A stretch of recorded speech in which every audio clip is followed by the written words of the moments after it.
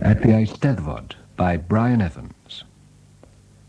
Next Tuesday, at the Royal National Eisteddfod of Wales in Rhuthun, Denbighshire, the great pavilion will be packed for the ceremony of the crowning of the Bard.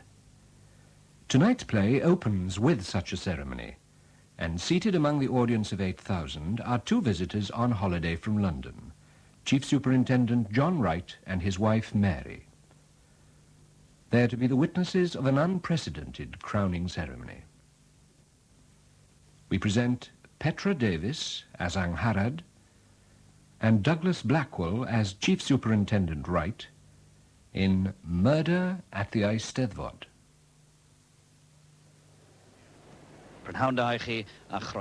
Very good afternoon to you from the pavilion of the National Eisteddfod of Wales, where over 8,000 people here in the pavilion and many more thousands outside have been listening attentively now for the last quarter of an hour or so to the adjudication of this year's crown poem.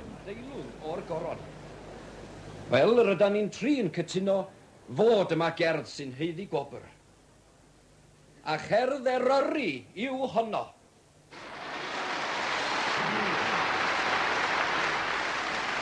Now the adjudicator has just announced that there is to be a crowning this year, and the winner is Eryri.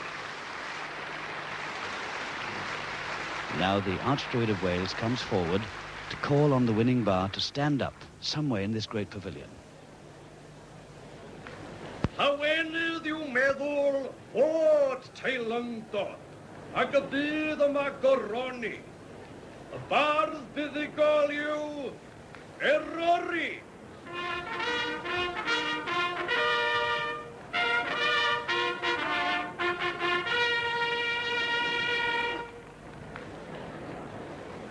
Os yw Eryri yn bresennol, sawed ar ei draed. Now from my commentary position, my window on the Eisteddfodic world, as it were, that overhangs the stage, I'm looking out now on a scene of absolute stillness. The crowd are awaiting the moment when all their guesses and conjectures will be proved right or wrong. Ah, yes. Now, there's a movement right at the back of the pavilion on the far left. And, of course, the annual trouble that other people stand up to see who the bard is when he stands up. But, yes, I can see him now. Yes, right at the back there. Of course, it's too far away for me to recognize him at the moment. I hope to be able to tell you who he is quite soon. It's a man. Oh, yes, women win this competition now and again, you know. And now, as the organ plays, the robing party make their way along the aisle to robe the victor in the ceremonial purple and to escort him to the stage. And this robing party is led by John ap Rhys, the herald bard, and he has with him the mistress of the robes and the two attendant bards. And now the hitherto unknown poet has been robed, and he starts his journey down the centre aisle towards the photographers and the cameramen huddled round the steps which lead up to the pavilion stage. There he is, the hero of the hour, soon to be crowned, laughing, waving as he strides along. One or two people, I should imagine, who obviously know him, just giving him a little slap on the back as he goes past. And now the applause swells and grows. He reaches the steps, and still escorted by his fellow bards, he climbs onto the stage to be greeted by the Archdruid. He almost fell there, but it's the herald bard. He's used to coping with emergencies. He was there on hand, and now he's escorted him, and the poet is safely seated as we wait for that dramatic moment that happens every year at the Eisteddfod, the announcement of his name by the Archdruid. Bardd y goron eleni yw Rodri Rogers.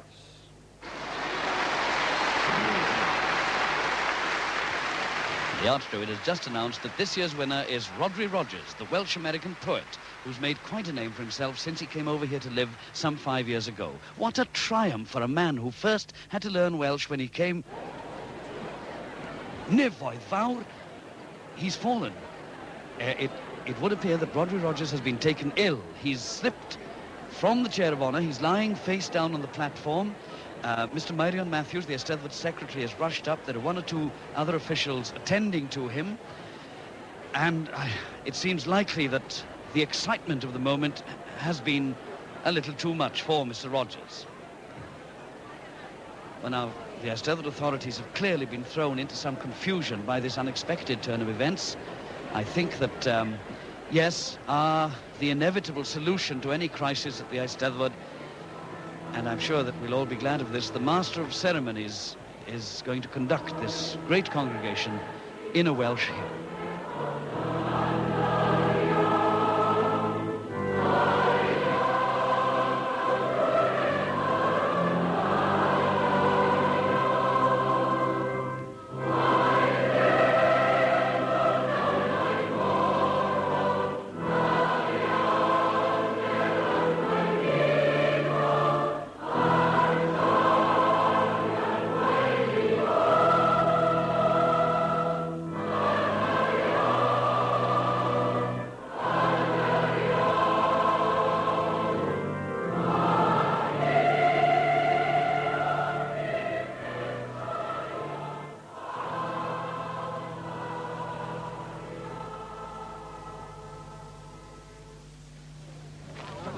Excuse me. Come along, Mary. Hang on to me. Yes, okay. Excuse me, please. Here we are. Is this the place? Yes, that's it. Headley means police. Sorry, sir, you can't go in there. Strict orders, sir. Is the chief constable there? Well, yes, sir, but I'm afraid I can't let anybody through just now. Tell him that Detective Superintendent Wright and Mrs. Wright are outside, will you? Oh, I'm sorry, sir. Certainly. If you'd wait a minute, I'll be right back, sir. What's happened, John? Well, it looks as though the chief's got embroiled in the collapse of your Welsh poet. My Welsh poet, indeed. Oh, hello, Chief Constable. Mary, I've been looking forward to seeing you at the Eisteddfod all day, but now... Oh, how are you, John? I'm fine, thanks, Chief. Good. Well, it's been a most interesting day for an English foreigner. You could say that. Were you there when Rhodri was killed? Killed? You mean he's dead? Yes. But we thought he'd had a heart attack. Look, better come inside. Too many big ears out here. This is Detective Sergeant Williams, in charge of the Eisteddfod for this week. Sergeant, these are two very good friends of mine, Detective Superintendent Wright and Mrs. Wright. How do you do, sir? Hello, Sergeant. Mrs. Wright? Chief, if this is a murder investigation, would you rather I disappeared? Well, as a matter Yes, of fact... Mary, it might be best if you went back to the hotel. I'll join you there as soon as I can. Yes, all right. I'll see you out, Mrs. Wright. No, thank you, Sergeant. I can find my own way. I won't disturb you any further. Well, it's murder, all right, John. Tell me, where were you sitting, by the way? About 10 rows back, near the centre aisle. So you had a pretty good view of what happened. Mm-hmm. Rogers, if you remember, came through the audience with his escorts and up the stairs onto the platform. Facing him, at the rear of the platform, were the Bards. In their white, blue, and green robes, very colourful. And as Rogers stood at the top of the stairs... He tripped. Everyone thought he'd tripped, sir, but that was the moment when he was shot. Correct. And the Herald Bard helped him into the chair, and the next thing we knew, well, there he was. On the floor, dead. Well, at first, people thought he was dead drunk or that he'd had a heart attack. It was only when the doctor pulled back the robe and saw the blood that anybody thought otherwise. Now, let me get this clear. Rogers was shot from the front, when he had his back to the audience. Exactly. Which means that somebody already on the platform must have done it. And the only people on the platform were Bards. Yes. He was shot by one of his own. Makes it worse somehow, doesn't it, sir? Look, John, this is not an ordinary murder. It happened on a very solemn occasion in front of 8,000 people and 2 yards away from 20 reporters and photographers. I mean, damn it all, it was even on television. At the moment, we're pretty short of senior men in this force. I know you're on leave, but... No, look, can you help us? Well, sir, if you can square it with my chief... I can square it with your chief. Can you square it with Mary? I think I can find a reason, sir. After all, she was a witness. Yes. One of 8,000. Rhodri Rogers. Who was Rhodri? Well, now... Oh, Mr. Matthews here is the Eisteddfod secretary. And this is Mr. John Apries. Oh, how do you do, sir? Mr. Apries led the robing party to collect Rhodri, if collect is the right word. I think you were telling the super about Rhodri, Mr. Matthews. Oh, yes. A strange man. Everything about him was strange. Born in America of a Welsh mother who told him stories of Wales. Came over here after university on a holiday and just never went back again. Yes, one of his best poems is about how he discovered himself as well as Wales when he came over here. Well, whatever the rest of his life was, he was a marvellous poet, mind. When he was at university in America, he'd made a real reputation writing in English, hadn't he? And then to come to Wales, learn the language and handle it with absolute mastery in 5 years, well, that takes some doing. I think it might be fair to add, sir, that there were other reasons apart from poetry why Mr. Rogers was happy to stay here in Europe. Well, go on, Sergeant. Well, sir... Oh, don't mind us, Sergeant. Rhodri is dead.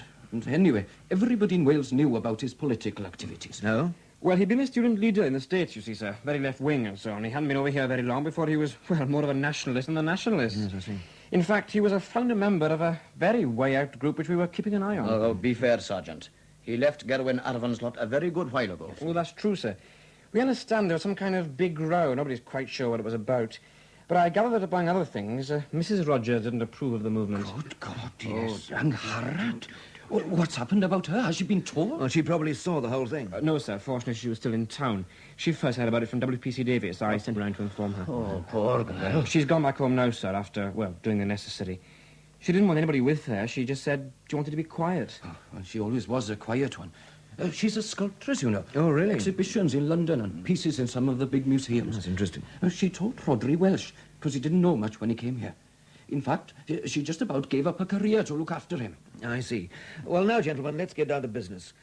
And first, will you please remember that I am an English visitor and that I don't understand your rituals? Yes, of course. Now, to begin with, the crowning ceremony opens with white-robed bards processing through the pavilion onto the stage and then joining other bards in blue and green robes on raised seats at the back of the platform. Yes, but the blues and greens enter from the back of the stage, and they're in position before the ceremony starts. And what's so special about the whites? Well, the white is for former winners of poem competitions at the Eisteddfod, and it's also an honorary award to people who have done great things for Wales. Mm-hmm.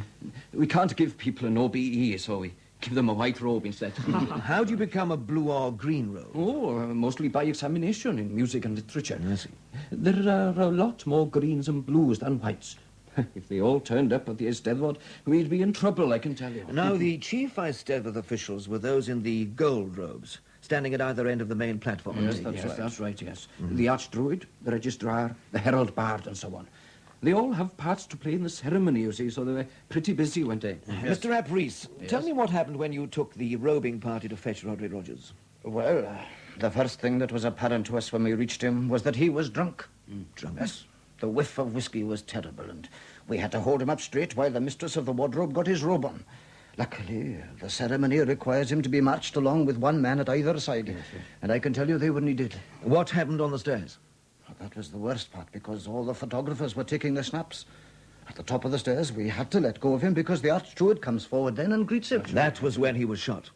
I suppose so. Though, of course, well, we didn't know it at the time. Yeah, of course not. His knees buckled, and I just thought that the drink had finally got him. Absolutely. There was no time to explain to the archdruid, so I pushed past him and practically carried Rodri into the chair of honour. Yeah. I growled at him to sit still and shut up. And then I went back to stand in my place. And when Mr. Rogers slipped off the chair onto the floor? Well, then it was up to me, as secretary of the Eisteddfod, to do something. Well, luckily, one of the bards sitting at the back was a doctor, and he came over to help. Yes, that's right. I thought he'd had a heart attack, you see. But when we pulled back the purple cloak and turned him over, well, we could see the blood and the little hole in Rodri's shirt, right over the heart. He was quite dead. Terrible. Shocking indeed. Sir, shall I, Go ahead, Sergeant. Well, from what we know already, sir, is 99% certain that the bullet which killed Mr. Rogers was fired from the rows of seats at the back of the stage. Back where of all the the bards were sitting. Well, It's too early to say for certain at the moment, but from the angle of the bullet's entry, we think that the murderer was fairly near the front. We know he was sitting near enough in the middle of a row, anyway. Now then, Mr. Matthews, how can we find out who was in a position to have fired the shot? Oh, well, now that would be difficult. You see, the bards aren't seated in any particular order. Just the whites with the whites, the blues behind, and then the greens. Yes, but if he was sitting in the third or fourth rows, he'd be pretty sure to be a blue. Well, let's leave that question for the moment. I'm assuming that the killer had the gun hidden in the folds of his robe or up his sleeve or something, and that he used a silencer. But even with a silencer, there's a certain amount of noise. Now, why did no one report any of that? Well, my fault, in a way, I suppose. You see, as soon as I knew it was murder, I rushed off to find Sergeant Williams here. But by the time I got back, Rodri's body had been carried off the stage, and they were trying to get a hymn going. And there was a lot of confusion, you see. And the archdruid still thought that Rodri had died of a heart attack. So during the singing, he had all the bards marched off the platform, out the back way, and onto the buses, isn't it? Buses? What buses? Well, sir, the bards change into their robes at a church hall in the town, and then they're driven the 2 miles to the Eisteddfod grounds in these special buses, and then after the ceremony is over, they go back again the same way. You see, you can never hold the Eisteddfod in the centre of the town. It's too big, especially for a little country town like this. Well, I don't want to keep you gentlemen too long this evening, so I'll restrict myself to one basic question. Oh. It's a simple why. Why would anyone wish to kill Rodri Rogers? Well, that's a bit too simple, isn't it, Superintendent? I mean, what you're really asking is, why should a member of the Gothsale Bards wish to kill Rodri? Well, could it be a jealous rival? Someone who would hope to win the crown himself? Oh, no, not at all. That won't wash. Not unless the murderer was going to kill the winner, whoever he was. What do you mean? You see, we arrange it very carefully, that no one but the secretary of the Eisteddfod, and that's me, knows who has won the crown before the actual ceremony. Yes, but how is that? Like this. The poet sends in his entry under a pen name. Mm-hmm. He also sends in a sealed envelope with his pen name on the outside and his real name on a bit of paper inside. Mm-hmm. Now, when the adjudicators decide on the winner, they tell me his pen name, and then I open the envelope a few days before the ceremony. Yes, I understand. Then I write to the winning poet and impress upon him not to tell a living soul apart from his wife that he's won, and arrange for him to occupy a seat at the back of the pavilion on the Tuesday afternoon. Wait a minute, though, Mr. Matthews. I read in one of the papers this morning that Rodri Rogers was likely to win the crown. And if you'd read some of the other papers, you'd have read other names. Yes. The press always have a go at finding out, but they're more often wrong than right. Well, thank you, gentlemen. No doubt I'll be talking to you again during the next few days. Well, thank you. But I think I'd better pay my respects to Mrs. Rogers now.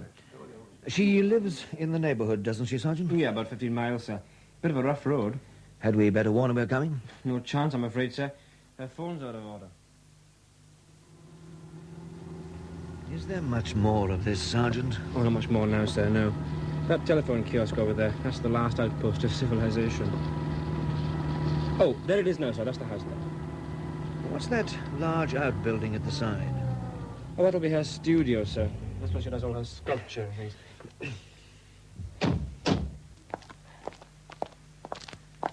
The door's open. Looks as if she's there now. It's a bit funny, isn't it, sir? That's what happened to her this afternoon. Well, let's take a look. Hello? Who's there? Good evening, Mrs. Rogers. I'm sorry to disturb you. I'm Detective Superintendent Wright, and I'm looking into the unfortunate... Come in, please, both of you. You're working late, Mrs. Rogers? Yes, it's a very strange thing. For years I've been trying to do a good head of Rodri in clay, and somehow I could never get it right. But this evening when I got back from it all, I came straight out here and started work knowing I can't explain it, but knowing it would be good. I'm all the more sorry, then, that I have to interrupt. Oh, that's all right. I'm really too tired to go on anyway. I'll just cover it with a cloth. Oh, please sit down. Mrs. Rogers, can you please tell us, and take your time, all the events of this day and anything important about the days that led up to it? Oh, dear. Would you rather I left it till tomorrow? No, it's all right. I suppose it all began about 10 days ago when we got the letter telling Rodri he'd won the crown. He was terribly excited, and you couldn't blame him, honestly. Winning the crown 5 years after starting to learn Welsh, that's really something. Apart from telling you that he'd won, did he mention it to anybody else? Well, he wasn't supposed to, and I don't think he did. Not when I was there, that's for sure. But then he wasn't home all that much last week. Where did he go? I didn't ask. But he hadn't really been sober since he got the news, so he was either drinking or sleeping it off somewhere or other. Mr. Rogers was a heavy drinker, I understand. Yet he had no job, and he drew no unemployment pay. You haven't asked a question, Superintendent, but I'll answer it anyway. He lived on me. I have some money of my own, or had. I also made quite a lot when I was working in London, when my sculptures were selling well, but... Well, when I married Rodri, he made it perfectly plain that his business in life was poetry. It was up to others to support him. I must say he kept his word. He did publish a lot of poetry, Mrs. Rogers. I've read some of it myself. Didn't that bring in anything? About enough to pay for the paper and the stamps. And the trouble is I haven't been earning myself very much lately. I haven't really been in the mood. Of course, unless you're in London, you can very quickly be forgotten. Mrs. Rogers, what time did you leave the house this morning? About 10 o'clock. Rodri had got back in the small hours, but I managed to get him up early because I wanted to do some shopping before we went to the Eisteddfod. Oh, so you had intended to see the crowning originally? Oh, yes, I was looking forward to it, until we had the row. We parked, as usual, in front of the Feathers, and I wanted a cup of coffee in the lounge before doing my shopping. Unfortunately, I'd forgotten that the place had an all-day license because the Eisteddfod was on. As you can imagine, I never got my cup of coffee. Well, after about half an hour in the bar, I left Rodri and went to do my shopping. An hour later, when I returned, he was getting drunk. I know the signs. So I told him to come away immediately. I was afraid he would disgrace himself at the ceremony, but of course I couldn't say that with all those other people in the bar. Well, one word led to another, and I'm afraid I lost my temper. I was as bad as he was. Finally, I told a couple of his cronies that they could take him to the Eisteddfod, and I walked out. They'll probably tell you that my last words to him were, "I'm off home, and I never want to see you again." You didn't go home, though? No, somehow I couldn't do that. Anyway, I needed to cool down a bit. The river flows just behind the Feathers, and there's a nice little walk along the bank there. I just walked, sat. It was a beautiful, warm afternoon. Eventually, I fell asleep. Anybody see you? Well, there was a couple lying down about 20 yards away, but I don't think they were very interested in other people. What time did you wake up? I remember looking at my watch, and it was about 2:45. I hurried back to the car to listen to the ceremony on the radio. And I couldn't understand why they were just playing records instead. Though the announcer did say they were unable to return to the Eisteddfod field, I thought he meant they'd had a technical hitch or something. What happened then? Well, after about half an hour, I saw the coach coming back with the Bards, and I saw them going into the church hall opposite to change, so I walked over to see if Rodri was with them. Then I met this policewoman. Mrs. Rogers, you told WPC Davies that you'd been too nervous to go to the ceremony. What did he mean by that? Well, as I told you, Rodri was very excited. He had a great deal to drink. Quite frankly, I didn't want to be around if he was going to make an exhibition of himself. You weren't nervous because any threats had been made to your husband? Threats? Good heavens, no. Well, did Mr. Rogers have any enemies? Rodri used to say, "With friends like mine, who needs enemies?" Well, sir, where do we go from here? Back to the Royal Oak and a meal, I hope. Oh, but there's one thing I want done before tomorrow morning, Sergeant. Yes, sir? And that's a thorough examination of all the press photographs taken of the ceremony. Work out with the ballistics chap the likely area from which the shot came, then get Marion Matthews and John Ap Rees to help you identify every bard sitting in that area. Right? Okay, sir. And I'll see you in the morning. Good morning, Sergeant. Come and have a cup of coffee. We're the last down to breakfast this morning, I'm afraid. Oh, thank you very much, Mrs. Wright. Good morning, sir. Any luck, Sergeant? It's all right, you can talk. Well, sir, we spent a lot of time with magnifying glass last night. And while we can't identify everybody, we've got most of the names by now. See, what with the hoods they're wearing and the fact that some of them are in shadow, it's not really too easy. But we are asking everybody we can identify who is sitting on either side of them, so we'll get the whole picture quite soon. Excellent. How much sleep have you had, Sergeant? Well, enough, I hope. Anyway, among the names we do know, sir, are a couple of very interesting ones. Gerwyn Arfon and Will Pennard. Arfon?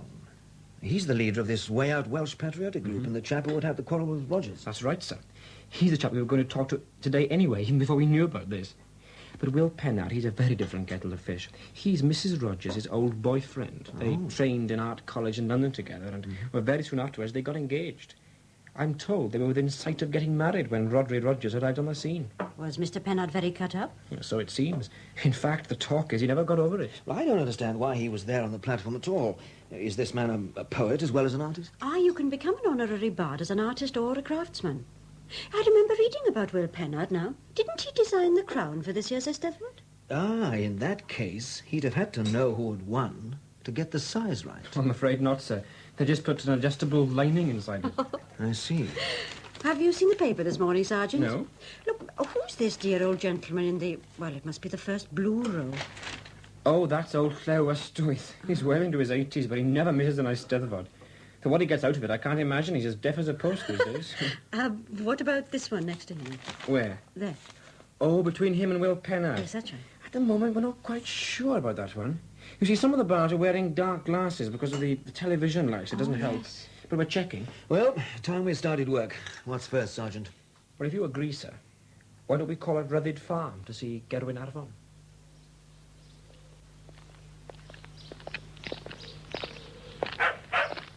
Hello? Mr. Arfon? Who's that? Headley. This is Detective Superintendent Wright. You know me. Aye. Aye, I know the local Gestapo, all right. What's this? Reinforcements from England to keep up the pressure? There are a few questions I'd like to ask you, Mr. Arvin. We called at the farm, but there was no one in. Oh, there's a shame now. Still, I expect you saw the pigs in the kitchen and the goats eating the coal in the back. Mr. Arvin, I'm not an idiot, and I do have some questions to ask. Careful, sir. I think he's got a gun. Right-hand coat pocket. So if I were you, Mr. Arvin, I'd sort of walk around the problem and approach it from another angle. See what you mean, sir. Well, I don't. What the hell are you talking about, walking around? Well done, Sergeant. Keep him still now. You were right. It is a gun. By the look of it, one that's recently been fired. A 9mm Walther, sir. Could have done the job. Fingerprints? Well, we'll try, of course, sir, but I shouldn't think there's much chance now. Shall I cuff him, sir? Yes, then leave him with me. And while we're having a chat, I'm sure Mr. Arvin won't mind if you look around for the silencer that ought to go with that shooter. Oh, no, you don't. This is my property, and no snooper from the English Gestapo. If you prefer it, we'll just sit and wait while the sergeant goes off to get a search warrant. All right? Get on with it. Right, Sergeant. You know what to look for. Sir. Now, let's talk about Rhodri Rogers, the late Rhodri Rogers. You used to be friends, I believe. Well, you believe wrong. Oh, there was a time not so long ago when our political beliefs walked the same road. We started a freedom task force, but when the going got rough, Rhodri Rogers went missing. He let you down? He let us all down. All? My information is that you now lead a movement which has exactly 4 members. That's a lie. I'll admit that when Rhodri went, a few of us resigned as well. But we are still a powerful organized... Sir! Yes? I found these in a box under a pile of sacks in the barn. Let me see now. Oh, 2 more Walthers. Just like the one you gave us, Mr. Arvin. Some hand grenades, ammunition, and... What's this? Careful! Leave that alone. It's gelignite. Oh, my God. I just carried that a couple of 100 yards. It could carry you even further. Put it down very gently, Sergeant. Very gently. That's it. That's it. Now, ready for assistance, Sergeant. Then stay here while I take Mr. Arvin to the station. No, you don't English. You're right, sir. One sore shin, otherwise okay. On your way, Arvin. Hey, what about my beasts? They'll be cared for now. Come along. Are you charging me with Rhodri's murder? No need to yet. We've got plenty to charge you with already. Well, I didn't kill him. Wanted to, mind you, but that's as far as it went. Oh, yes? And I never used any of that ammunition. I'll tell you one thing, though. That gun, I found it. Yes? It's true, I tell you. Opened the barn door this morning, and there it was on the floor. Anyway, I recognized it as soon as I picked it up. Rhodri's, the one issued to him by the movement. Should have returned it when he left, of course. He didn't. But I know it. There's a little mark on the butt if you look close. I just brought out the other guns to check when you arrived. That's why it was an easy job for you to find. So Rhodri was shot by his own gun? Aye, if that's the gun that did it. But why did someone put it in my barn? Are you saying you've been framed? Yes, I am. But not by a policeman. One of you lot had been up here, I'd have known. How? Oh, I've got friends. Now, look, can you get someone out to the farm before milking time? That'll all be looked after. Come on, get a move on there. Come in. Mrs. Wright? Yes? Oh, I'm sorry to bother you in your hotel room like this. Oh, I'm Angharad Rogers. Oh, Mrs. Rogers, I never quite know what to say at times like this. What can I do? You looking for my husband? Sergeant Williams, actually. He'll know what I'm talking about. Are they at the station? Well, no, they're out of town just now. Can I help? Well, it's Will Pennard. I'm a bit worried. Oh, yes, I've heard of him. He made the crown for this year's Eisteddfod, didn't he? Yes. Well, he came round to see me this morning. He's an old friend. I thought he'd come to say how sorry he was about Rhodri, but he never mentioned him. He just sat there staring at me and hardly spoke a word. And then... Oh, it is so difficult. Look, would it help if I said I knew he was fond of you? Oh, goodness, it hasn't taken you long to learn all about us. Yes, it would help, because then he kissed me. After that, we talked a bit quietly, and he asked me if I was working. So I showed him the head of Rodri I'd started, and you know, he started crying. God help me, he shouted, and he ran out of the house and into his car. When did this happen? Oh, about 10 o'clock this morning. I was terribly worried about it because he had a nervous breakdown about a year ago, and I thought he might be heading for another one. So I got the car out and went round to his digs. But his landlady said he wasn't there, and she didn't know when he'd be back. Do you think he's all right? Do you think he's all right, she said. And then she drove off. You only missed her by 5 minutes. I called in to see the Eisteddfod secretary. Mr. Matthews has got hold of some film of the ceremony that he wants me to see. Well, what are you going to do about Will Pennard? Well, clearly we'll have to talk to the man as soon as possible. Which means that I've got to leave my lunch and ring the station. Honestly, do you wonder that all policemen are dyspeptic? Oh, nonsense. It's not the work, it's all the beer you drink while you're pretending to watch a suspect. Oh, by the way, I thought I'd go to the pictures this afternoon. And so you shall. What? I've arranged a special showing for Bards and others at the police station at 2:30. Oh, John. And now I must go and lay on a general alert.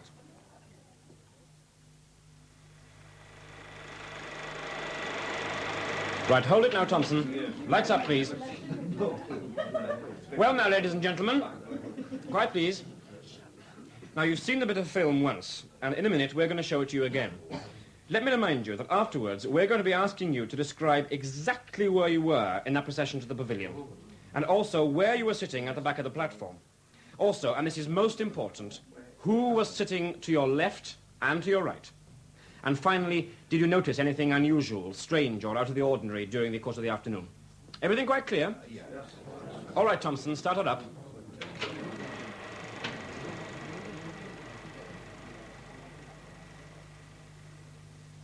Well, Sergeant, what have we learned? Well, I think we managed to sort things out fairly well, sir. Now we know the identity of practically everybody who was in the shooting area. Now, let's see if I've got everything clear in my mind. And, you correct me, Mary, if I go wrong. Yes, all right. And the Bards arrive at the church hall at or near 1:30. Yes. They show their admission cards or make themselves known to the mistress of the robes and her helpers. They put on their robes and are personally checked by the mistress of the robes to see that everything's in order. Yes, now, that was peculiar, John. Peculiar? In what way? Well, she said that she knew everybody who got onto the buses. And yet there were one or two faces in the film and on the photographs which she couldn't recognize at all. Oh, well, the film was pretty rough, Mrs. Wright. Yes, I know, but all the What's same... your impression, Sergeant? Well, everything points well. He was in the right position, he had the motive, and he had the gun. Now, he may have had the gun, but did he have the knowledge? Did he know in advance that Rogers was going to win the crown? Well, if he or one of his pals was in the feathers that morning, he could easily have found out. Oh, no, I doubt it. If Arvon had blurted it out then, many others would have heard it, and the news would have spread like wildfire. Yes. Well, let's get back to the film show. Did any of the Bards notice anything odd or unusual? Well, some of them said they recalled a strange smell, like fireworks, but they'd no idea which direction it came from. Very helpful. Oh, come on now, I sympathize with them. With photographers' flashlights going off, an organ blaring out, 8,000 people cheering and clapping. No wonder a bit of burnt powder went unnoticed. Well, at least we've got the names of all the Bards who are sitting in the target area. Oh, all except the one sitting between Will Pennard and... Who is missing? Yes, and old Llew Ystwyth. Who wasn't at the film show? No, sir. Typical of him. He went to the wrong station. He's here now, though, sir, so perhaps I could bring him in. Yes, of course. Oh, we seem a bit short of chairs. Can you take the files off that one, Mary? Just yes, put them on the okay. floor. Thanks. Oh, good morning, sir. Very kind of you to come along. Oh, call me Llew, my boy. That's Welsh for lion, you know. Bit of a toothless lion nowadays, but... Sit down here. Oh, thank you, my dear. Now, you want to ask me some questions, is it? You ask and Llew will answer. Only talk a bit slow, will you? People today don't talk as clear as they did when I was a lad. Now, can you cast your mind back to... what's that? Can you cast your mind back to last Tuesday's crowning ceremony? Oh, when young Rodri got shot. Yes, indeed. The most tragic occasion since a Gadair thee at Birkenhead. Or was it Bangor? So, who sat next to you on the platform? Between you and Will Pennard. Oh, now then, well, to tell you the truth, I've no idea. Was it a man or a woman? Well, it was, wait a minute. Come to think of it, no, I'm not sure. Oh, but you must know if it was a man or a woman. I remember now. It was the Well, I'd better say the person who sat next to me on the bus. Now, this person came up to me just as we were getting on and said, "Hello, Llew," but in a very husky voice. Said he'd caught a very bad summer cold, that he'd try not to give it to me.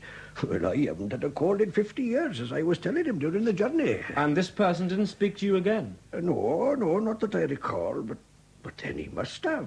Only I don't quite... You see, we're not encouraged to speak once we're on the platform. I've been in trouble with a herald bard once or twice about that, I can tell you. Can you summon up any picture of the person? Now, think hard. Well, tell you the truth, I never got a proper look. There were those dark glasses, you see, and his hood seemed to come down very low. Mm-hmm. There is one thing I do remember, though. And what was that? And he was very restless. There's not much room in those chairs, and once I got a real old biff in the side from his elbow. Detective Superintendent Wright? Yes? Where? Alone? I see. Well, please do nothing until we get there. Maintain observation and no more. Understood? Thank you. Claire, we may ask you some more questions later on. What's that? More questions later on. Oh, yes, the sergeant and I have got an urgent appointment. Right. It's Will Pennard, Mary. There's a report that he's been seen walking about on a beach about 20 miles from here. Well, come along, Sergeant. Sir. What beach is this, sir? Something called Trythe D. Trythe D? What's the matter? Well, Trythe D's War Office property, sir. So?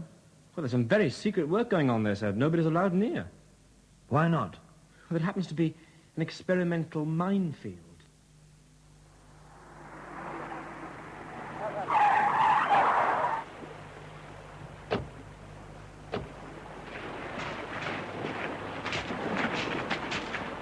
Captain Willoughby? Yes. Good morning, Superintendent. That's your man, I take it, walking along by the sea's edge. Sergeant? Yes, sir. That's Pennard. Is there any way of getting to him, Captain? Well, I'm quite sure there is. Unfortunately, I haven't got the maps of this minefield. Someone back at HQ is trying to dig them out right now. And until we're quite sure where the safe path is, I really wouldn't advise you to go any nearer than we are now. Can't we follow in his footsteps? Well, I wouldn't recommend it. In any case, they don't seem to exist. You know, this leads me to think that your chap's been out there all day, sitting on that big rock, I shouldn't wonder, while the tide came in and out. What's the situation? Well, as far as I can gather, the bit of sand by the waterline is clear, but the stretch between him and us could be solid with mines, and very powerful ones at that. Don't risk it. I'll give him a call. Pennard! Pennard! Shall I try, sir? Hey, Will! Will! This is the police! You're working on a minefield, man! Mr. Pennard! You are in great danger. Do not walk about anymore, but climb onto that big rock near you. As soon as we know where the path through the minefield is, we'll... No, don't come any nearer. Keep still, man. Who are you? Detective Superintendent Wright. Why are you looking for me? I want to talk to you about last Tuesday. About Rodri, you mean? If you like. He was a great poet, but he was an evil man. Now he's dead. Don't you think he deserved to die, Superintendent? Sergeant, see if you can hurry them up with that map. I'll keep him talking. Mr. Pennard, you called to see Mrs. Rogers yesterday. I'm afraid she's worried about you. Worried? Nobody must worry of her. She must be left alone. Do you hear me? I can't leave anyone alone until I know the truth. Very well, Mr. Policeman. I have something to tell you. I killed Rodri Rogers. I did it. And now I'm coming to give myself up. Are you ready to receive me? Keep still, you fool. Stay where you are. Don't move back. Are you ready to receive me, oh Lord? Are you ready? Oh, my God. I'm going to take a look. No. Stay where we are. We're staying here. But the man's wounded. He needs help. Look again. He's beyond any help we can give him. What happened? Did he... Oh, my God. The map, sir. I suppose you'll need it now.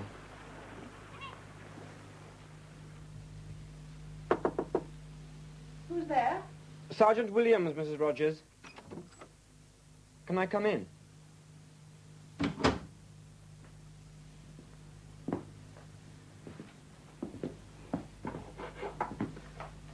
Still working on the bust, then?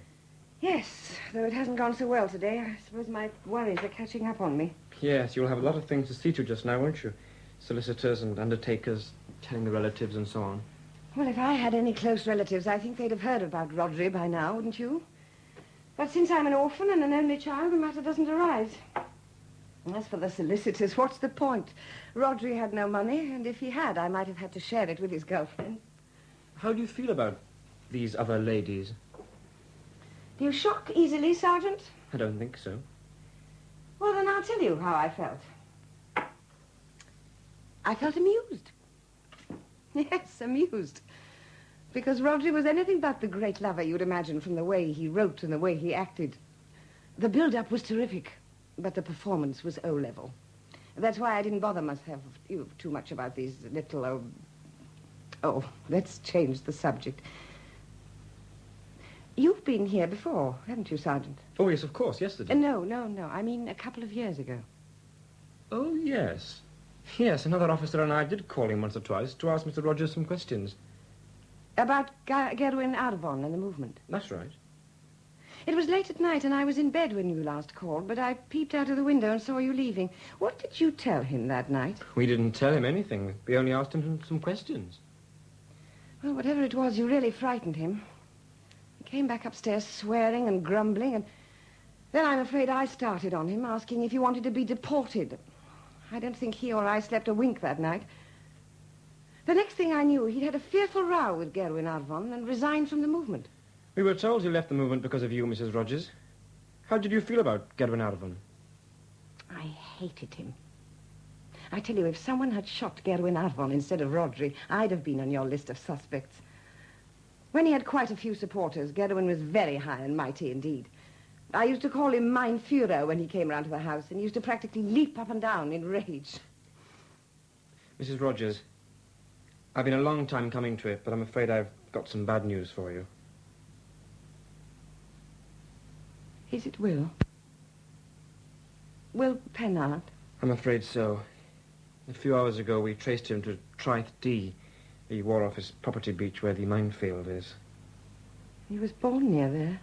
Oh, yes. Well, perhaps that's how he got through the minefield and down to the shore. Only coming back, well, he wasn't so lucky. Dead? In a flash. If you'll excuse the expression. I'm very sorry. He was very fond of me, you know. No, that's not honest. He loved me. I only wish I could have loved him back. It would have made things so much simpler. I used to feel so sorry for him, but what right had I to feel sorry for a man because he was good and gentle? You were engaged at one time, weren't you? Yes, when we were students. But it was never really on. There was no clash, no spark. Oh, poor Will. I am so sorry. Mrs. Rogers, before he died, Mr. Pennard said rather a strange thing. Yes? Well, he shouted to Superintendent Wright, who was on the other side of the minefield, that he had killed your husband and was coming to give himself up. Did he say anything else? That you were to be left alone. Mrs. Rogers, do you think Will Pennard could have killed your husband?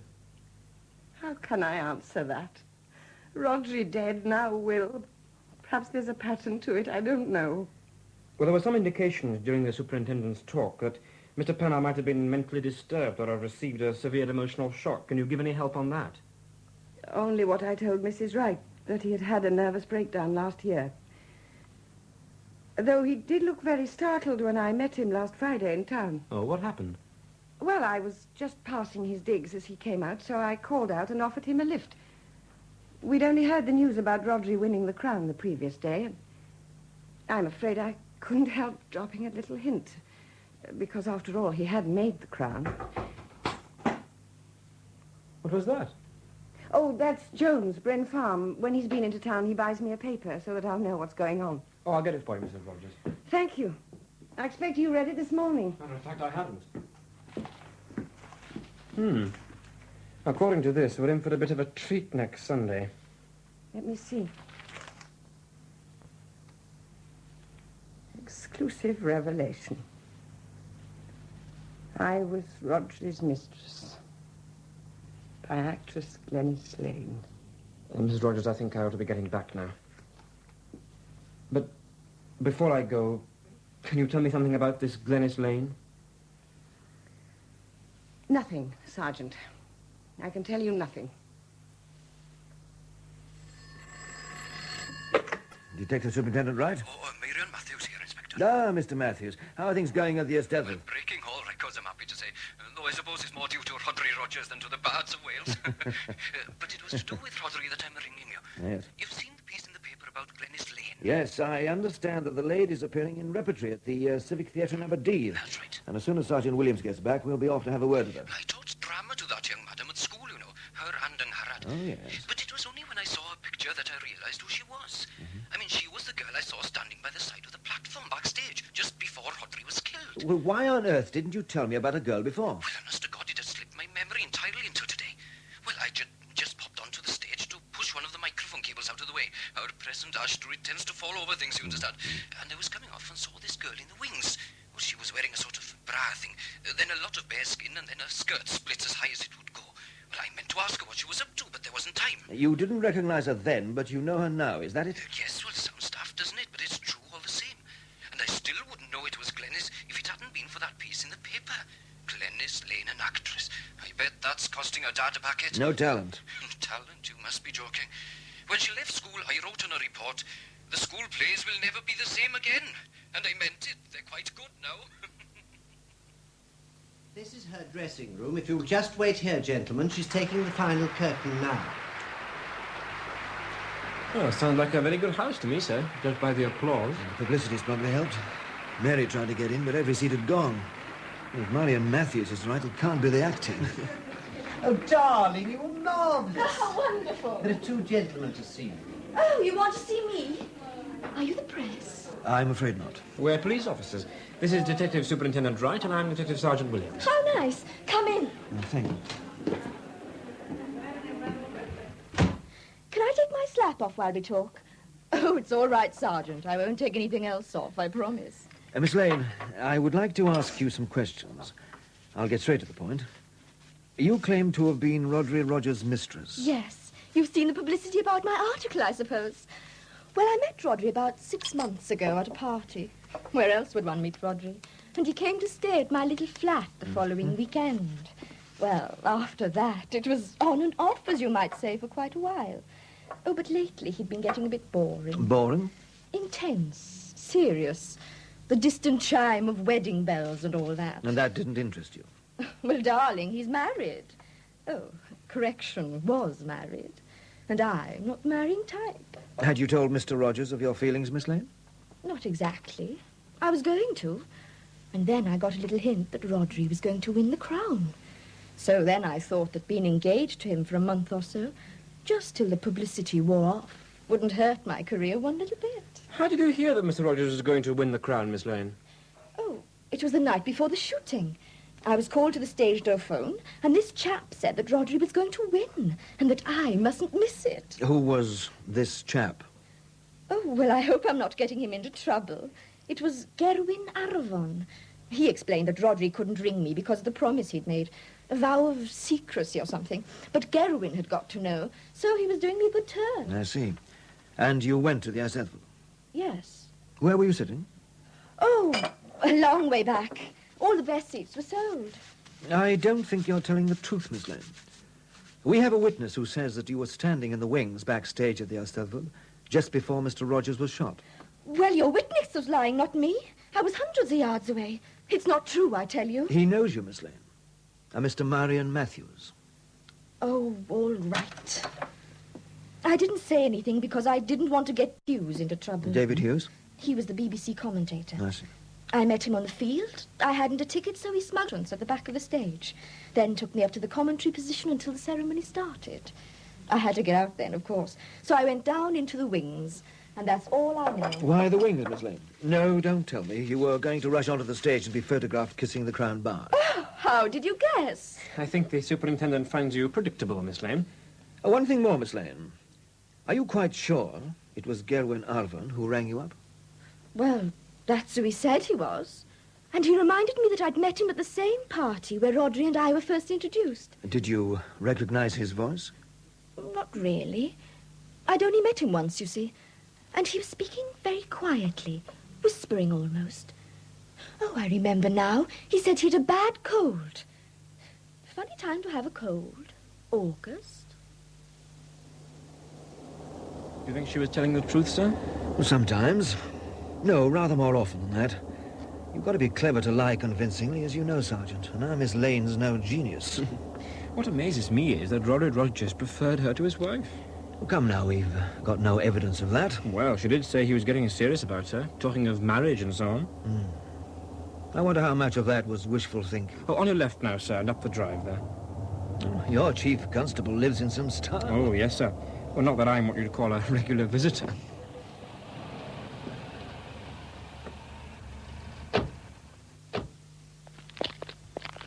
Ah, come in, come in. Thank you very much. Come along inside. Through here, into the study. Delightful place you have here, sir. Make yourselves comfortable. Sit down, sit down. Now then, put me in the picture about this damn murder. Scotch for you, John? Neat, please, yes. Sergeant? Oh, same, please, sir. And one for me makes 3. There we are. Thank you very much. Oh, thank you. Your very good health. Yeah. Now then, tell me, are you getting anywhere? Yes, sir. I think we now know a great deal more than we did last Tuesday. Good, good. With the help of your officers and the forensic people, we've established that Rogers was shot with a 9mm Walther armed with a silencer. That this gun was actually his own property, and that the gun was later found in the possession of Gerwin Arthur. Who is now on remand. On other charges, yes, sir. Now, would you say he had a motive for murder? Certainly. Yes, but would he have the guts? Williams? I'm not sure, sir. No, neither am I. I've been keeping an eye on Arbon now for a year or two, and I've always thought him more of a play actor than a revolutionary. I see. All the same, there's a lot of evidence against him, plus an armory of illegal weapons. I wouldn't rate him as harmless by any means. No, sir, and I plan to have another talk with him tomorrow. Meanwhile, I think you know that we've had one confession to this murder already. Will Pennard. Yes, tell me, what do you make of it? Was the chap round the bend? Hard to say, sir. He was, I suppose, overwrought would be the right word. On the other hand, I'm sure he knew what he was saying. Yes, but look, no one in his right mind would walk into a minefield. No, that was the most deliberate suicide I've ever seen. And the most horrifying. Now, look, is there any evidence apart from his confession that ties Pennard in with the murder? No, I think so. Now, for one thing, he was in exactly the right place to have fired the shot. For another, we now know that when he was a student in London, Pennard belonged to a pistol club and was reckoned to be a crack shot. Indeed. And Rogers was killed by one bullet precisely aimed to hit the heart. There's also the evidence from his lodgings, sir, in the form of some photographs and poems and unposted letters, that he was still very much in love with Mrs. Rogers. But was she in love with him? Any chance of a collusion? Well, it's possible, but my impression is that she worried over him as one friend would over another who was in trouble, that's all. Yeah, but they were engaged. She jilted him for Rogers. Exactly. She'd moved on, and he'd stood still. The odd thing was, sir, that when I went to tell her that Pennard was dead, she took the news very well. Almost relaxed about it, she was. Well, perhaps that ties in with Mary's opinion. She's convinced that this was a very one-way love affair. Well, Mary probably understands a great deal more about these matters than you and I do. Now then, how about Glenys Lane? Oh, you know about her, sir? I read the newspapers. Well, she was backstage when the murder took place, but in entirely the wrong angle to have fired the shot. I should also add that if she was dressed in the way Marion Matthews described, she couldn't possibly have hidden the gun on her person. Good morning, darling. Your coffee's cold. You'd better pour yourself a fresh cup. Yes, okay. The chief kept you late last night. Well, he wanted to know everything. And when I say everything, John, I mean everything. But actually, it was useful. Making a verbatim. What's that official-looking document you've got there? Oh, it's a report. One of Sergeant Williams' lads called in with it just now. Looks very detailed. Yes, it is. All the same, I had time to read the whole of it while I waited for you to come down for breakfast. Yes, all right. Sorry, last again. Can I ask what it's all about? Well, the first half is about the robing procedure at the Eisteddfod, which is not as casual as I was told. Huh? It seems that every bard who intends to take part in the ceremony posts a card giving his height and saying the approximate length of the gown he wants. Really? And then, on arrival, he finds an appropriate robe waiting and he pays a hiring charge of 50 pence. So there's a register? Absolutely. A watertight record of those attending. Well, what's the other half about? It's a complete check on the condition of every robe handed in after the ceremony, with special attention to holes or tears in the material. And no doubt a hearty sniff for any lingering smell of cordite. That's too. And the result? Nothing. Well, you don't seem too depressed about it. I'm not, because that nothing tells me something. What's the program for this morning? A chat with Gerwin Arvon. But first, another cup of coffee.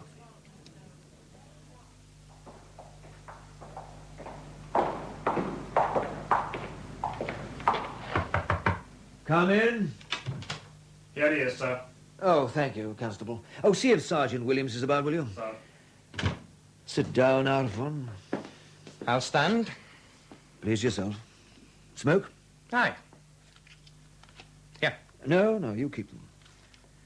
Now, look, there's nothing I can do about the firearms charges. You realize that? I'm asking for no favours from the English Gestapo. That's all right. I'm not giving any. Let's talk about Rhodri Rogers. Him? Yes, the late him. Come in. Oh, Sergeant.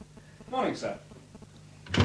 I've just been on the phone to Rutherford Farm. I thought you'd like to know everything's okay down there. Mm-hmm. Your brother-in-law's arrived now, and he'll stay till things get sorted out. Thanks. I take it you've been reading the papers while you've been on remand? I'll have time enough, haven't I? Then you know that Will Pennard is dead. Aye. Poor sod. Will Pennard was under suspicion of having murdered Rhodri Rogers. You may be interested to know that he confessed to the murder just before the unfortunate accident. Oh, that's a good one. And you believed that? I didn't say so. And you didn't say not? Good God, how stupid can you get? Less of that now, Arvon. All right. Nothing to me.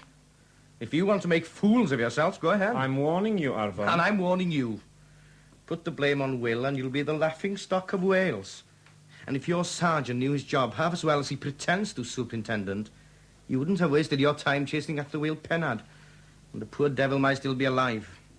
Tell me. 6 months ago, Will had a little accident. It made quite a good story in the local papers at the time. How he was finishing off the crown under difficulties. Remember, Sergeant? Oh, my God. That's right. Will Pennard lost the 2 top joints of his right forefinger. Try firing a gun like that sometime, Superintendent, and see how near you get to the target. Oh, I'm sorry, sir. It's quite true. I remember it all now. Of course, when we recovered what was left of the body, the evidence no longer existed. Still, that's no excuse. Well, Alvin, thank you very much. You've done us a favor. Now do yourself a favor. What do you mean? Answer my questions, that's all. See if you can't put yourself in the clear as well as Will Pennard. What do you want to know? Were you rung up and told that Rhodri Rogers was going to win the crown? Aye, on Monday night. Who rang you? Oh, that stupid bitch of an actress Rhodri was knocking off. Glenys something or other. Glenys Lane? Aye. How do you know it was her? Eh? Well, I don't know. That's who she said it was. She reminded me of some party we'd both been to. Then she said she'd quarrelled with Rhodri and that she was going along to the Eisteddfod to watch him win the crown. And that she was going to hold a press conference afterwards to tell the reporters what a bastard he was. And why didn't I come along as well? It seemed like a good idea, so I said okay. I'd planned to go anyway, so it made no odds. Because you'd planned to go with a gun in your pocket. Look, if I'd wanted to kill Rhodri, I'd have done it somewhere else, not at the Eisteddfod. Why not? You wouldn't understand. Now, it's possible that Glenys Lane was not the person who rang you up. Think hard. Was there anything odd or unusual about the conversation? Well, it was a bloody bad line, but that's not unusual.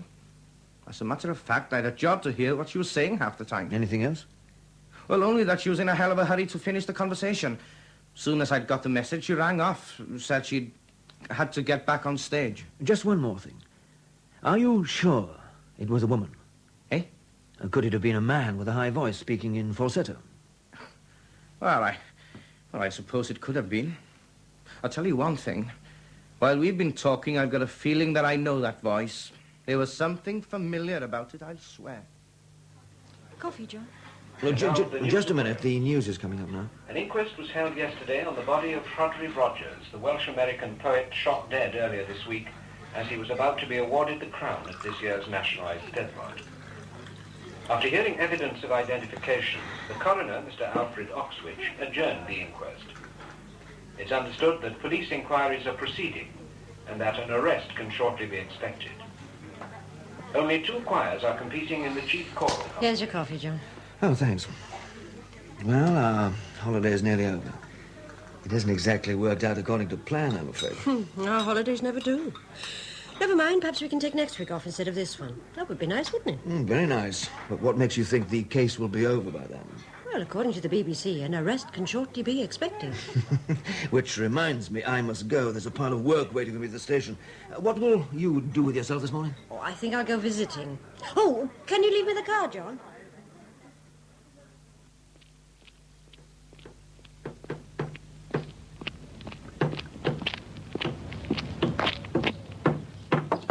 Mrs. Rogers.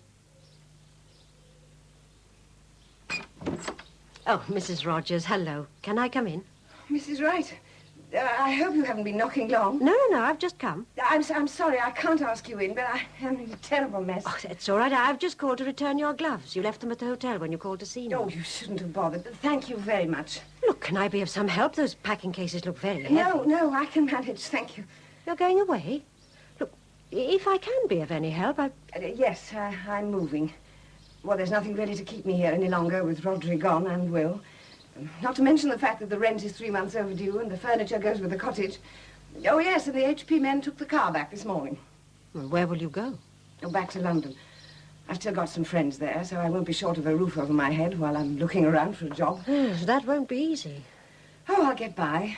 There's usually a vacancy for a supply art teacher in one of the tougher comprehensives, you know. If I can keep that up for 6 months or so, I should be able to manage. 6 months? Look, I don't want to pry, but do you mean there's a baby on the way? Yes. Since you ask, I am having a baby. Though it's a long way off yet. The doctor only confirmed it last month. I see.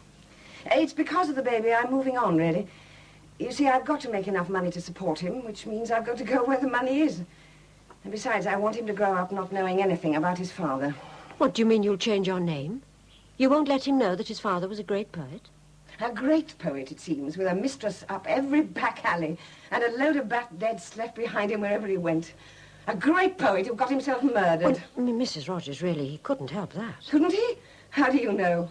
How does anyone know what he'd been up to make someone hate him that much? Well, you were his wife. Do you know anyone who would hate him so much? Me? No, I don't.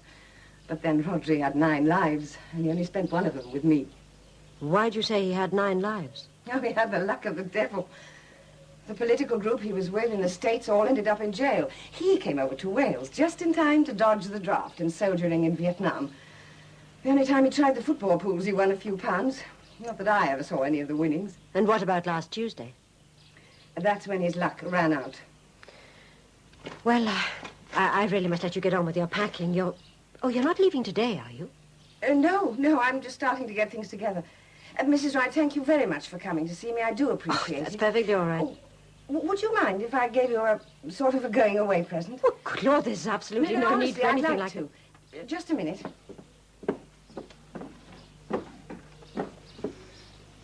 There. But, Mrs. Rogers, I can't take this. It's the bust of Rhodri you've just finished. I mean, this must mean an awful lot to you. Please, I want you to have it. But when this goes, it means I can break with the past altogether. Oh, but honestly, you'd be doing me a favor. Well, all right, but it seems a terrible thing to do. Well, goodbye then, and good luck. And oh, by the way, have you told the police you're moving? Oh, yes, I dropped them a note with my new address. Good. Give my best wishes to your husband. Yes, of course. And don't forget... Hello, I'm Harriet. Oh, who on earth? Oh, sorry. I didn't mean to interrupt anything. What do you want? And who gave you the right to call me by my Christian name? Well, aren't you going to introduce me? How do you do? My name is Glenys Lane. Oh, I'm Mary Wright. I asked you a question. What do you want? Well, I was wondering if you'd let that dear little man hiding in my car take some photographs of me against the background of Rhodri's cottage. Newspapers, you know. Photographs? Haven't you done enough harm? Get back into that car and get out of my sight, you shameless bitch. Good Lord, Angharad, there's no need to talk to me like this. You knew very well what was going on between Rhodri and me, and you said you couldn't care less. So what do a few photographs matter now that Rodri's dead? Because you killed Rhodri, that's why. You're mad. You were the cause. Slut. Look, I really must be going. Goodbye, Mrs. Rogers. Goodbye, Miss Lane. You're quite sure she said that? You killed Rhodri. You were the cause. Those were her words. And the way she said it. Sir, when I asked her if she could tell me something about Glenys Lane, she said nothing. Yet Glenys Lane called her Angharad, you say? Oh, yes, but Mrs. Rogers didn't like it. Well, they tell me actresses do use Christian names a lot, sir. Thank you, Sergeant. I wonder whether the lady got her photographs taken. I doubt it. When Mrs. Rogers' mouth starts tightening and her eyes start flashing, she's a very different person. Though you can hardly blame her for losing her temper with our Miss Lane. You know, that woman must have a colossal nerve. Yes, well, you've given us a great deal to think about, Mary. Thank you very much. I'll say no more. I can recognize an exit line when I hear one. I'll be back at the hotel, John, and dinner's at 7:30. I'll try to be there, and thanks again. So, they knew each other. Now, how does that alter the situation? Well, maybe not at all, sir. Glenys Lane said she met Rhodri and Gerwin Arvon at a party. Well, perhaps Mrs. Rogers was there as well. And don't forget that since she told me she had nothing to say about Glenys Lane, she's had a chance to read all that stuff in the papers. That could have reminded her who the lady was. Now, it's all perfectly true, but there might be more to it. Anyway, this can all be cleared up by another chat with Glenys Lane. Would you mind, Sergeant? Oh, pleasure, sir. Oh, and don't let her tell you any lies. Only about her age, sir. One more thing before you go. How many trains for London stop at the station here this evening? Oh, just the one, sir, the 7:42. And how many taxi firms are there in town? 2. No, 3. Right, leave me their phone numbers, will you? And then off you go. Right, sir.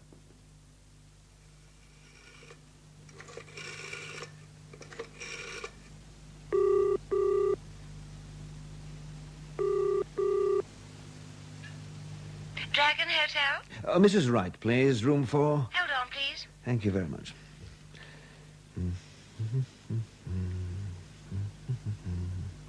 Hello? Oh, Mary, I'm sorry, but something's cropped up. I've no chance of getting away in time for dinner. Oh, dear. And I've read every paperback in the hotel.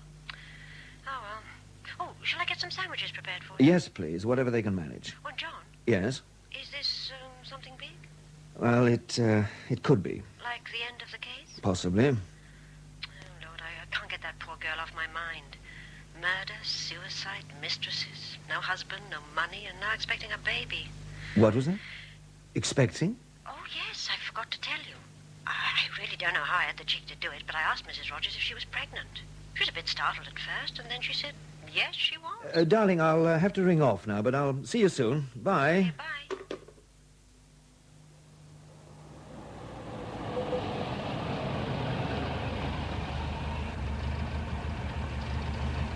Coming!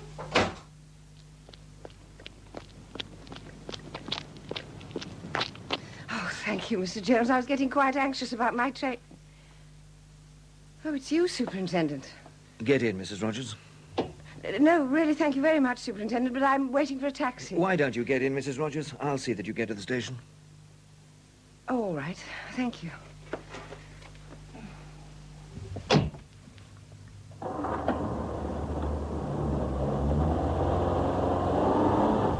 But this is the wrong direction. Where are you taking me? I thought we should have a talk. We've got a great deal to discuss, and I'd rather do it here than at the station. But I'll miss my train. This afternoon, you told my wife you weren't leaving until tomorrow. Yes, I know. I changed my mind. You also told her that you'd written to the police to tell us you were changing your address.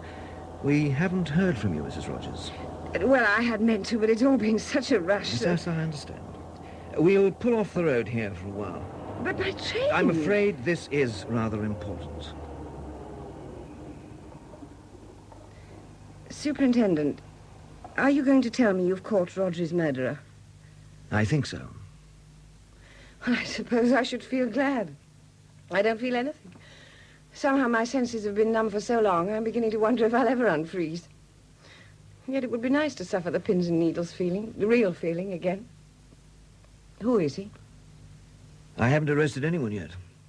First, I must talk to you. Then I hope you'll give me your opinion. And that will help? Oh, yes. Mrs. Rogers, when your husband was murdered, some things were self-evident.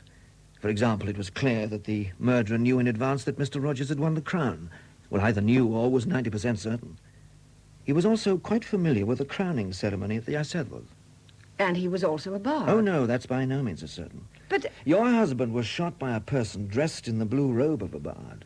But the murderer would have had to have cut a hole in the robe for the nozzle of the gun. Or it would have blown a hole in it by the bullet as it passed through. But perhaps the gun wasn't under a robe. It had to be.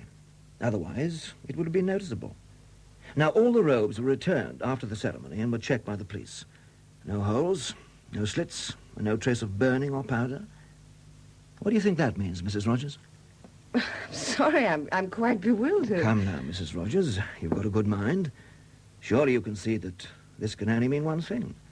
That the murderer dressed up as a bard, joined the procession at some point, committed the crime, and then left the procession again, still wearing the ferny robe. But that would have been impossible. Difficult, I grant you, but not impossible. Well, now, if all the bardic robes are in the clear, what happens to our two prime suspects, Gerwin Arfon and Will Pennard? You can be sure that their robes were gone over with a magnifying glass, and there was no trace of anything suspicious.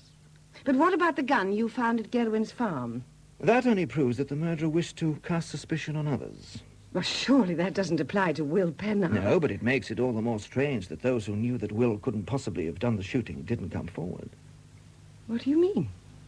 Mrs. Rogers, you knew that Will had lost a forefinger on his right hand recently and would have been physically unable to pull the trigger. Yes, I did. Then why didn't you say so? Oh, because I wanted an end to it. Will was dead, and the blame for Roger's death couldn't harm him. I wanted it all over and done with. And you'd have let your husband's real murderer go scot-free? I've told you already, Superintendent, I am a bit short on emotions nowadays. Other things you didn't tell me, Mrs. Rogers, and I'm wondering why. For instance, you didn't mention that when you were in London, you belonged to the same pistol club as Will Pennard. He introduced you there, I believe. Also that you were quite a star pupil.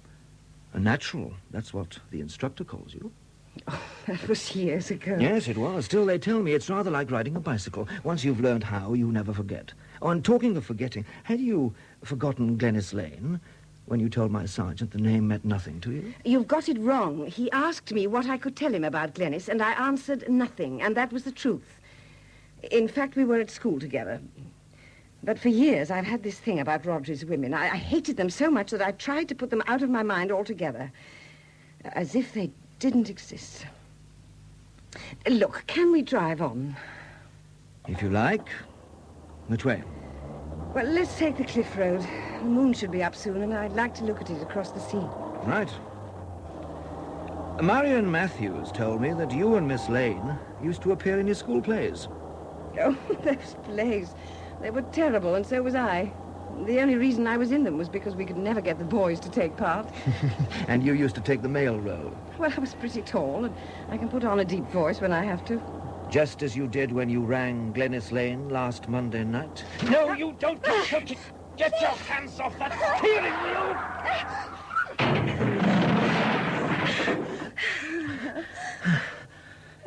You're a dangerous woman, Mrs. Rogers. If that tree hadn't been in the way, you'd have had us over the cliff. Oh, God. Nothing's gone right. Detective Superintendent Wright in Bravo 6. Do you read me, HQ? Over. Bravo 6. Do you read me, HQ? Over. Loud and clear, sir. Over. Is Sergeant Williams in the building? Over. Right here, sir. Stand by. Williams here, sir. Over. Oh, Sergeant, I'm on the cliff road between Landee and Abergorch, or rather, I'm off the road and on the cliff. I've had a little trouble, but I think it's over now. Can you get a car out here for me and my passenger? And I think we'll need a breakdown truck, too. Over. Will do, sir. Right away, sir. Out. Will they be long? What's the hurry? Goodness knows. I think now I just want to sort it all out and finish it. I'm so tired. Tell me. I suppose it was the baby, really, that made me decide to kill Rodri. A woman in love can be a terrible fool. She can have her eyes open to all the cheating, all the lying, and the stealing. And yet she'll go on loving the man who cheats her and lies to her, steals from her. But Rodri loved only Rodri. He married me because I was an artist, because I was Welsh, because I worshipped him, and because I had a bit of money. Well, my sculpture didn't go so well after my marriage, and within 2 years, Rodri's Welsh was better than mine. He really was brilliant, you know. Physically, he got tired of me very rapidly. I pretended to others he was inadequate, but the truth was that in bed with me, he simply wasn't interested.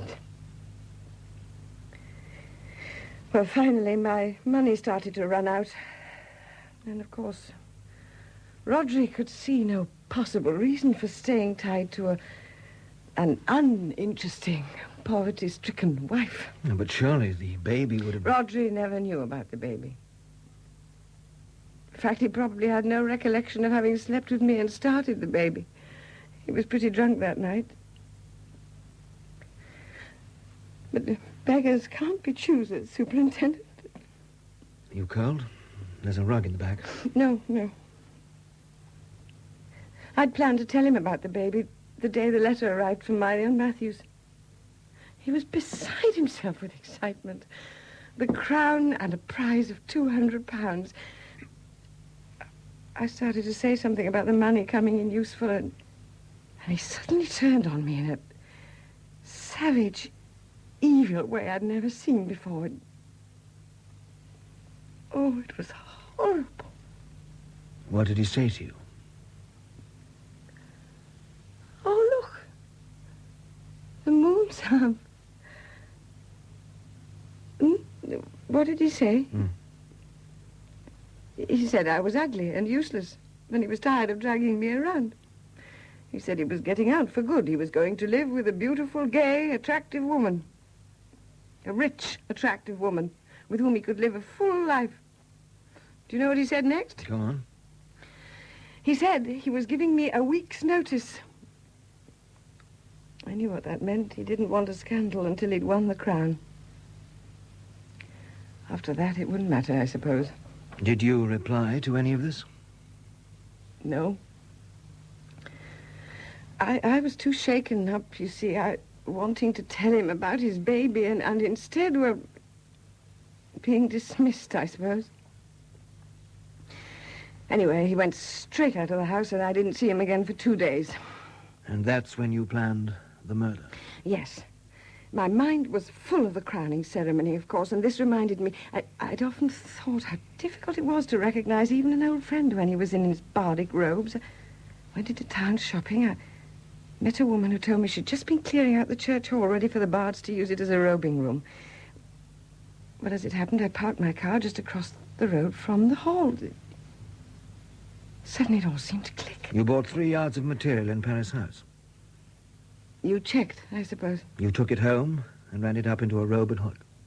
That's right. I cut slits down the side so I could get my hands under the robe and left a little hole in the front. I knew where Rodri had hidden his gun and the silencer, so that was easy. And the telephone calls? They were all made from the kiosk down the road, of course. Yes, I thought you might trace them. But it was necessary to give you a few suspects. Gelwyn Alphon and Glenys Lane won't thank you for that. Well, I have nothing to thank them for, have I? Anyway, Gelwyn will be rather pleased to go to jail for the movement. I can just hear him saying it now. And Glenys Lane has got what she wanted. Her face in the papers. And what have you got out of it? A dead man on your conscience and a baby who'll be born in prison. Oh, don't. Please, please don't. Very well. On the day of the crowning, you drove Rodri to the hotel opposite the church hall.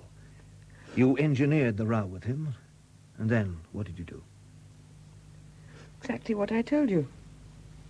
Except that after I'd walked down by the river and seen if there was anyone around, I went back to the car. Then I changed into trousers and a pair of Rodri's shoes with 2 pairs of socks in them, put on my homemade robe, my sunglasses, and my deaf aid. Deaf aid? Nobody said anything about a deaf aid. Oh, then I needn't have bothered with it. What a pity. Actually, it was in case someone spoke to me on the bus or at the Eisteddfod. But when people saw I was with Eisteddfod, they left me alone, just as I hoped they would. Is he so bad?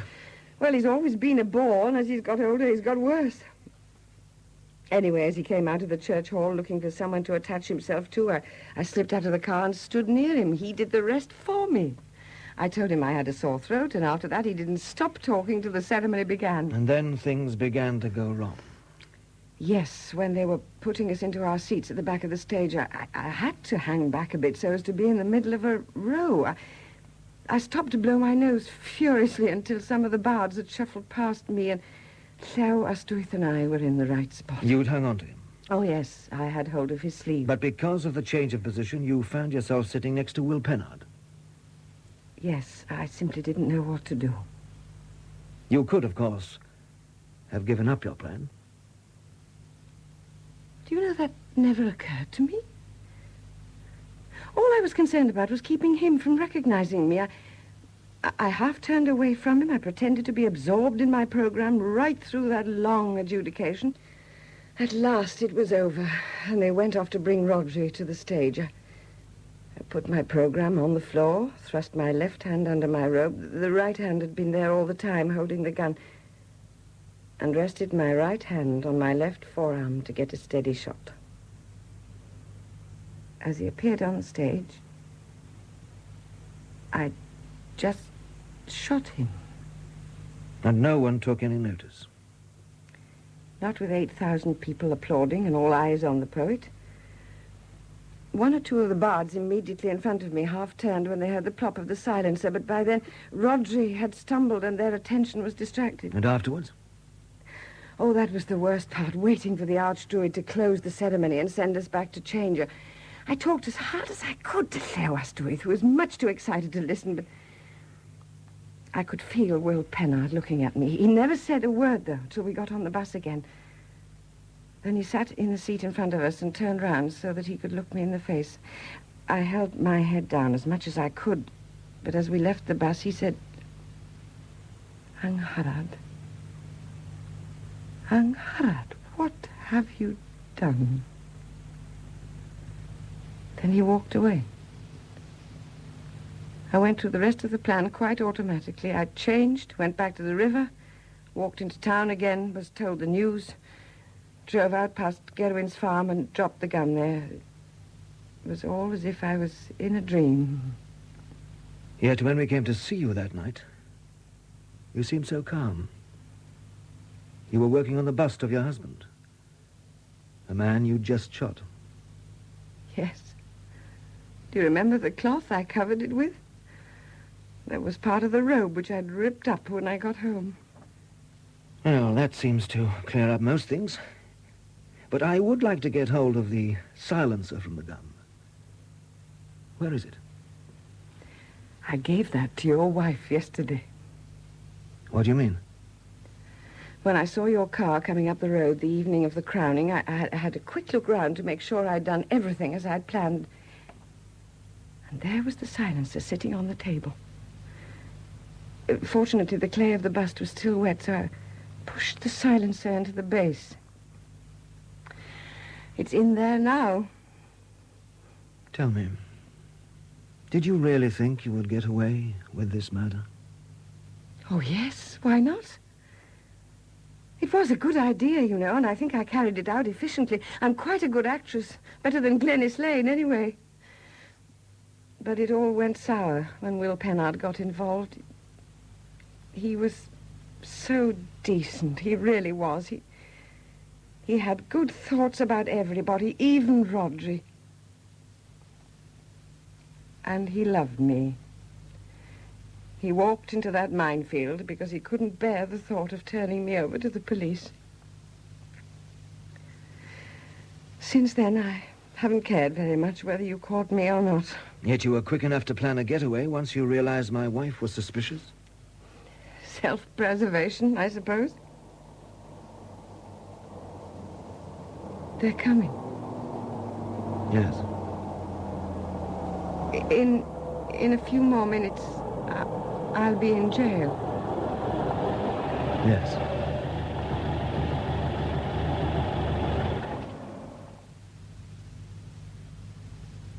I'm frightened. Murder at the Eisteddfod was written by Brian Evans. The part of Angharad was played by Petra Davies and Chief Superintendent John Wright by Douglas Blackwell. Mary Wright, Margaret John, the Chief Constable, Dilwyn Owen, Sergeant Williams, Hugh Thomas, Gerwyn Arfon, Michael Povey, John Aprise, Ray Handy, Myrion Matthews, Gareth Lewis, and Glenys Lane, Victoria Plucknett. The other parts were played by members of the cast, and the producer was Lorraine Davies.